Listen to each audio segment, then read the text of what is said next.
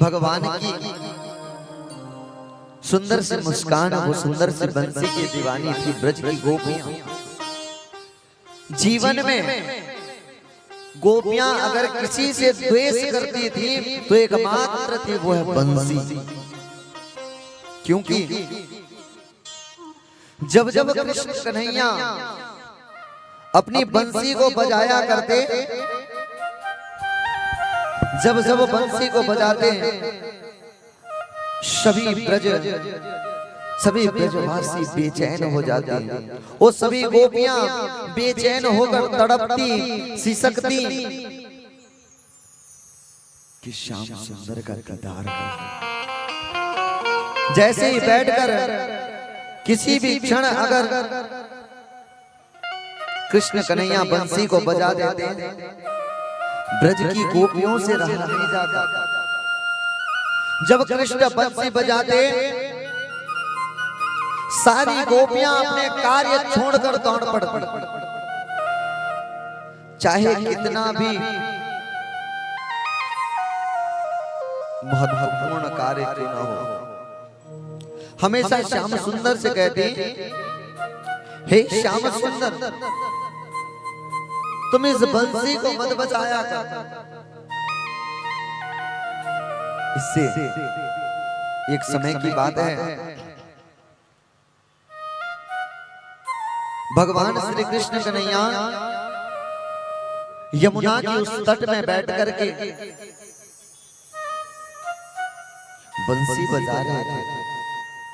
और जैसे ही बंसी बजाए, आज ये बंसी की धुन जैसे ही गोपियों के कानों तक पहुंची, आज सारी गोपियां अपना सुध बुध भूल करके दौड़ पड़ी। आज सारी गोपियां दौड़ पड़ी। उस वक्त शरद ऋतु की समय में जब चमेली आदि पुष्प खिल रहे थे, मंद मंद सुगंधित हवाएं बह रही थी। ऐसी अवस्था में जैसी बंसी को सुने, आज एक गोपी अपने घर में कार्य कर रही और जैसे ही सुनी दौड़ते हुए चली आई और आकर कृष्ण से बाद में मिलते पहले उस बांसुरी को दोष देती, हे बांसुरी, तूने अपने जीवन में कौन से कर्म किए हैं जो तू भगवान के अधरामृत का पान करती है। देखिए, गोपियों की तो कृष्ण के साथ कुछ क्षण के लिए रहते, फिर उसके बाद अपने घर जाना पड़ता, लेकिन एकमात्र वो बांसुरी है जो हर पल हर क्षण श्याम सुंदर के साथ रहती। गोपियां कहती, ए बंसी, तूने कौन सा पुण्य काम किया है? तूने ऐसा कौन सा काम किया है जो श्याम सुंदर ने तुझे अपने हाथों में थाम लिया? ऐसा कौन सा काम तूने किया है, जरा हमें भी बता बांसुरी, हम भी श्याम सुंदर के साथ रहें। सभी गोपियां बांसुरी से कहती, बंसी ओ बंसी, इतना बता तूने कौन सा पुण्य किया है और खुश होकर कान्हा ने तुझको हाथ में थाम लिया है। बंसी बोलो ना, ओ बंसी बोलो ना।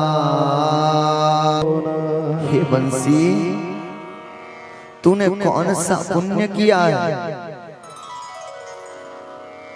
हे बांसुरी, तूने कौन सा पुण्य किया है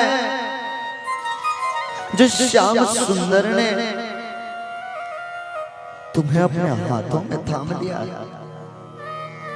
हे बांसुरी, तूने ऐसा कौन सा काम किया है?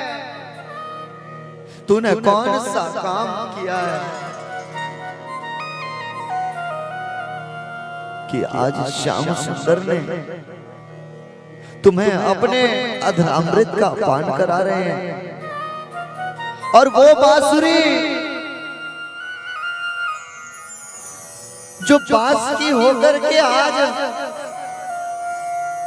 हमें इतना तड़पाती है, न जाने सोने चांदी की होती तो ये क्या कर जाती। सोने चांदी की होती तो ये बांसुरी क्या करती। जब बांस की हो करके आज हमें इतना तड़पाती है।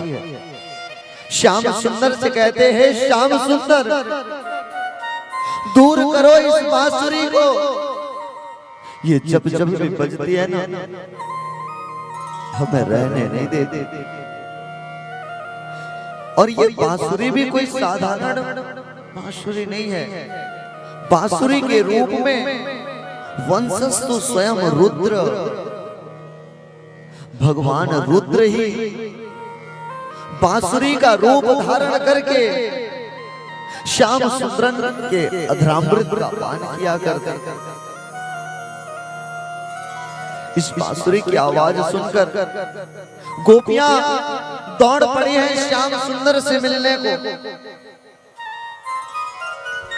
श्याम सुंदर तो बैठकर अपनी बांसुरी को बजाया करते, लेकिन उस बांसुरी की तान जैसे ही गोपियां सुनते, आज हर एक गोपियों को उस बांसुरी में उनका नाम सुनाई देता और अपना नाम सुन करके दौड़ पड़ते। एक गोपी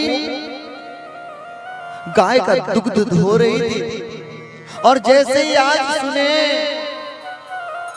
कि बांसुरी की आवाज, आज वो बांसुरी की आवाज सुन करके दौड़ पड़ी श्याम सुंदर के पास। गोपियां जिस भी अवस्था में थी, आज गोपियां उसी अवस्था में श्याम सुंदर के पास। इतनी जल्दबाजी कि आंखों के काजल को होठों में लगाकर दौड़ पड़ी। होठों की लाली को नेत्रों में लगा करके आज श्याम सुंदर से दौड़ पड़ी। आज श्याम सुंदर की इस रूप को, इस बांसुरी की तान को सुनकर जब दौड़े हैं, यहाँ एक किसी उम्र सीमा नहीं थी।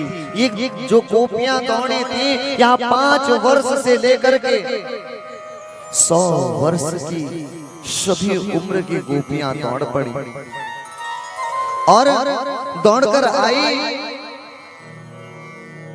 और बांसुरी से कहती, जिसके छेद है सीने में,